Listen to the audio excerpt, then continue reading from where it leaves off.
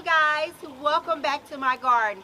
In today's video we're going to come in and I'm going to tidy up my front door area. I'm going to be working in a couple of the garden beds here in this area. There's 2 garden beds here. We're going to be doing some planting in this garden bed over here to the side. We're also going to pop a few little gems just to take this area over here to my left, your right, up just a little notch because I'm loving the way that it's looking right now, and I'll show you guys that in a moment. I'm going to start off with this front area here. Time to get rid of this rug. It's done its job. If I had a porch, it probably would have lasted a little bit longer. But if you get in, this rug is worn, it's torn. I have a house full of boys. So we're going to go ahead and just start by removing the rug first.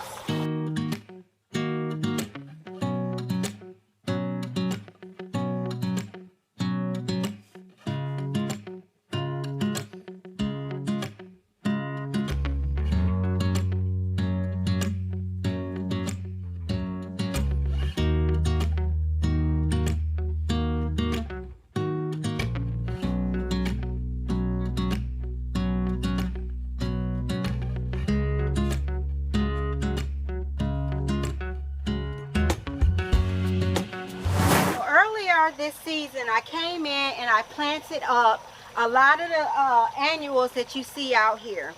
I also added in some Endless Summer Hydrangeas.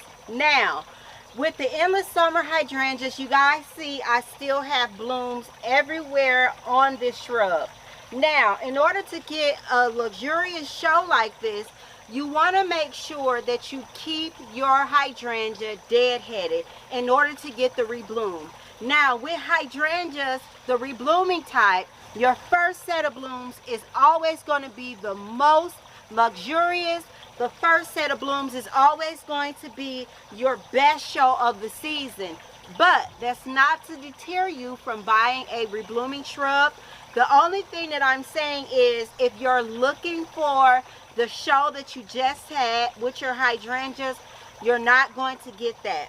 But you are going to get a good show because as you see, actually in my opinion, this shrub has put on a little bit of height.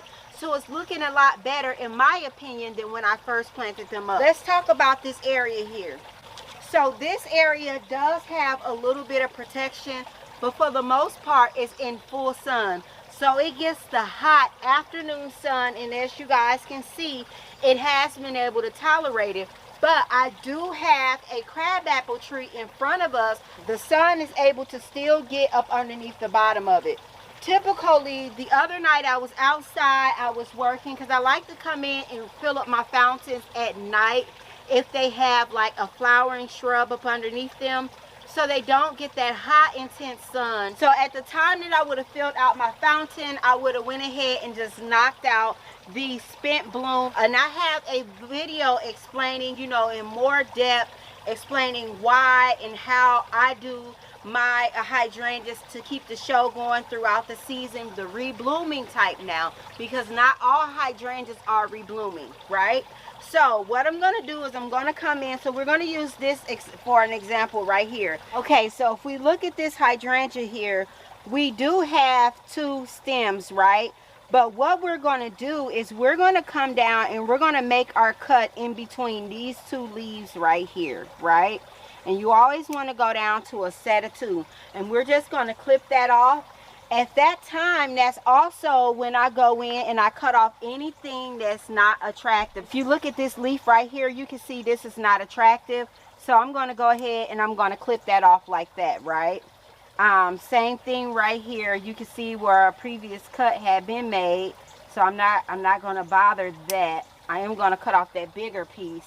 And then, so you just kind of just go through and just cut off anything that is not attractive on your shrub. Same thing here. Here's a perfect example. So we have 1 leaf right here, and then we have 1, 2. We could come down and cut it all the way down here, and actually that's what I'm going to do. I'm going to clip that here, and that's more so because I'm shaping it to the area right here. So I want this to put out, you know, get fuller kind of on the back side.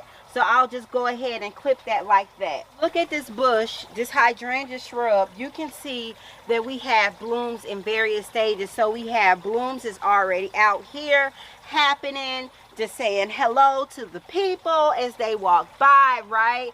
But then you also have blooms like this that's ready to burst. You have this little one here. You have this one here that's ready to come into its own. It's giving us chartreuse here. That is why when I picked my color scheme and I came in with my lemon coral sedum from Proven Winners, I knew that I wanted to pull out that chartreuse color here. Echoing here because most hydrangeas, the mop head varieties, when they start to come into bloom, you're first met with a little bit of the color, but you see that chartreuse bloom coming through. Picked out the colors that I wanted for this area here. Do you guys see the contrast behind the brick and then the hydrangea blooms here? And we are going to go ahead, this leaf has some burn on it, so we are going to go ahead and just nip that off. Now, you don't have to take the full leaf off, but I am going to take the full leaf off here. One thing that you want to keep in mind with your hydrangeas, guys, if you have them butted up against the wall, you're going to have to also think, or up against the surface, the radiant heat play a part with your foliage. So you might have to water a little bit more sometimes, just depending on the hot summer days, to kind of keep the foliage happy.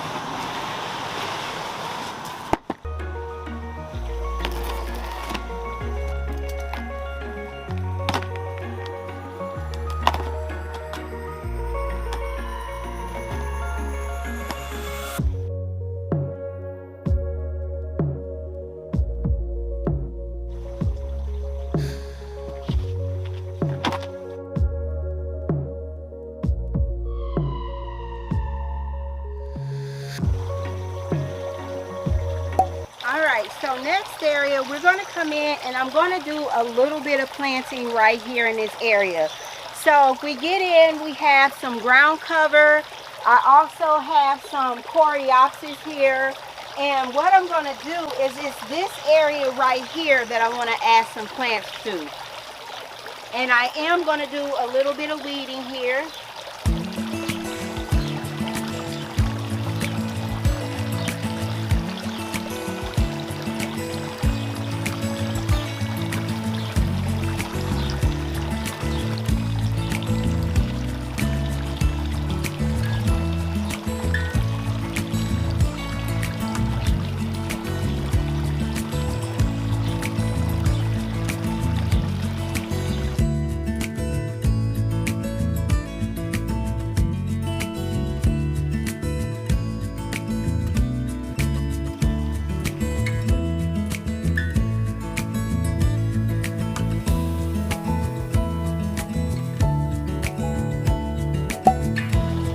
About this hydrangea right here. This is a strawberry shake hydrangea from Monrovia, you guys. So I put these in last season. If you want a hydrangea that is absolutely carefree, this is it. You guys, do you know I did not prune this, I did not fertilize, and that's one of the things that I'll do with my hydrangeas. Now, let's get in. Let me show you guys what the blooms look like, because they start off as a very light, sweet green, then they turn to white, and then they fade to like the pink, and then the tips of them are white. Let me show you guys what this hydrangea looks like up close. All right, so here she is. Here she is, the Strawberry Shake Hydrangea, and you can see where her blooms are starting to get that pink color to them. Now, we do have some new buds all over there, like back in the back, you can see some new buds as well. This is what the white blooms look like. And you guys, when I tell you I didn't do anything, I didn't prune or anything like that, and I'll tell you why. It's the first time with me having that type of hydrangea in my garden.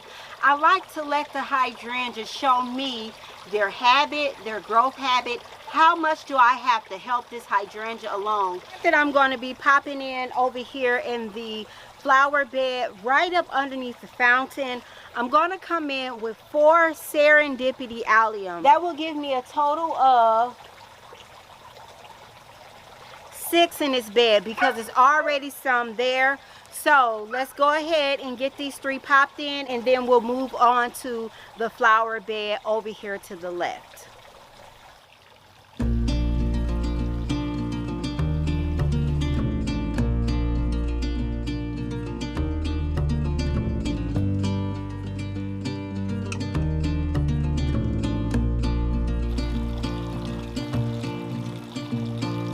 Do is I'm going to come in along this flower bed right here, and I'm going to pop in just a bit of annual color just to take my front entryway over the top. It's looking good, and if we turn to the side, you guys, I'm loving what I'm seeing. But I want to pop just a little bit of annual color. I'm going to have to be careful because this area is literally swarming with bees. So I'm going to get in and I'm going to get out. So this is where I'm going to add the color in at. A bit of annual color up along this way. That way we can go ahead and we'll just have those pops.